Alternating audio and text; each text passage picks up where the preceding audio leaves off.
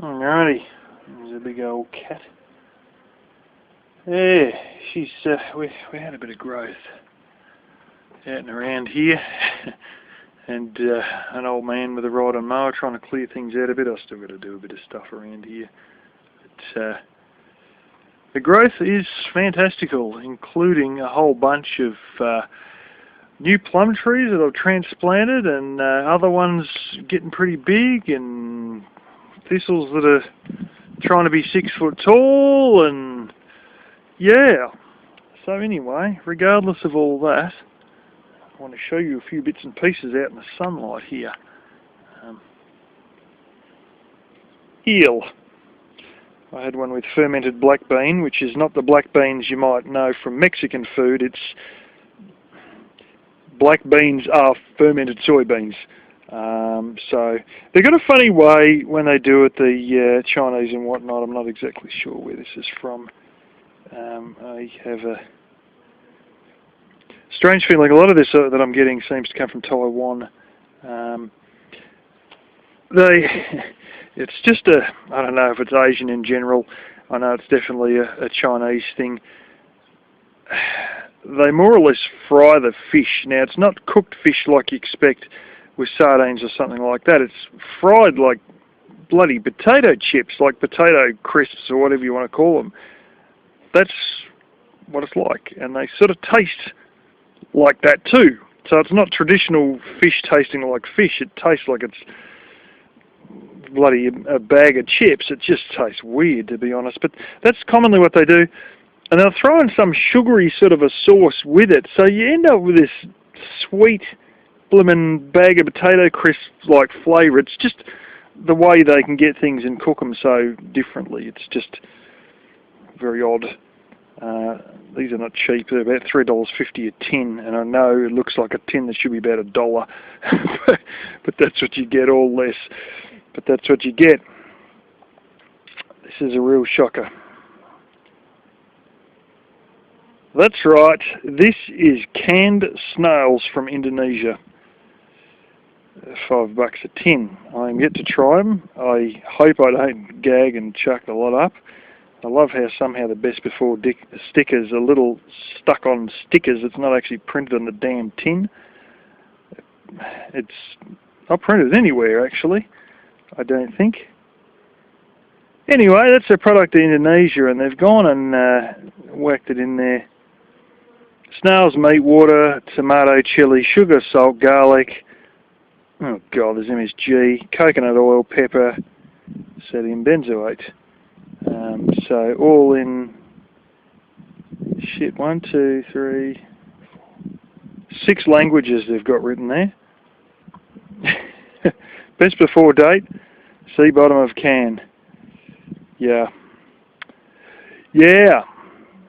So anyway, that's some of the odd things I've been getting. I saw duck's feet pre-cooked in a cryovac package that you just, like, you know, those soup pouch type packages, and sometimes you get the noodle packs and they have like a little sealed thing of like maybe a little bit of roast beef or whatever that's in there that you tear. There's one like that with duck's feet, and another one with duck's neck. And I'm not too sure. I think there might have even been chicken's feet as well. But yeah, and you sort of buy that as a... you provide the noodles, and then you just throw that in with it. So you go and get your cheap noodles, whack those in, and then as it's getting there to being cooked, you throw this cryovac package in, which is all pre-cooked chicken's feet or whatever, and you know, you probably throw in a bit of vegetables as well. They tend to have a lot of shallots and spring onions and those sort of things. They often throw in their foods, and yeah, sometimes different beans and whatever. They've got beans called snake beans, which looks like your normal, what we call green beans as British, but is also sometimes called French beans. But they're like a couple of feet long. And I've seen some of those fresh, actually, obviously grown in Australia, at one of their shops the other day. But another one that's interesting is bay top shell, which I'm probably not going to buy. I might. It's whelk. It's like a conch shell.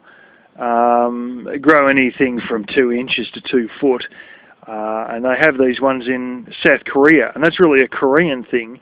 They also eat them in Europe, and it's called whelk, but just the Koreans alone have them.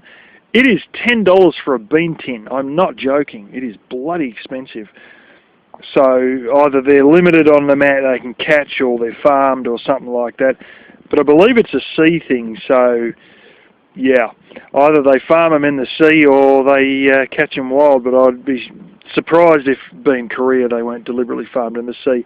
And we do things like that here. We've got like oysters and mussels and that, where they have this area of the sea that they sort of, you know, mark out in some bay or whatever, and they go and have these setups underwater there with all these chicken wire things with all the oysters growing on them and whatnot, and that's pretty not uncommon in this country, particularly when you get down to Tasmania. That's actually one of the big industries they have there, is oysters and that. They've got some of the best seafood in the bloody world coming out of parts of Tasmania. It's pretty top notch, some of the lobsters and everything there as well. So yeah, but anyway, that's that. And someone wanted to see the cat, so here's little cat. She's doing well. She's doing well. I swear she puts on weight in the winter and then she gets thinner in the summer. I'm bloody sure of it. It's yeah, she's catching rabbits left and right and all of that. So nothing's changed except to say that around here you see the very occasional adult rabbit, and that's it, because all the babies get eaten. So there's an occasional adult one that's probably come over from the neighbours, and that's about it. I really don't see rabbits very much except on the driveway, because she's taking care of the rest of them. So all you think you need a dog to keep the rabbits population down, which in this, you know, in this country they're wild. They're not wild, they're introduced species. The government's made a lot of efforts to try and get rid of rabbits here because they're an introduced species. It's made a mess.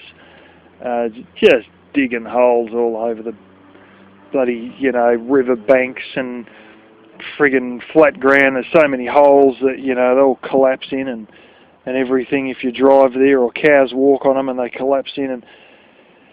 And 5 rabbits will eat as much as 1 sheep, and some sheep starve because of the amount of rabbits. And so, yeah, you don't need a dog to get rid of the rabbits, because if you've got a very good cat, she'll keep eating the babies and the adults will die of old age, basically. So anyway, that's that.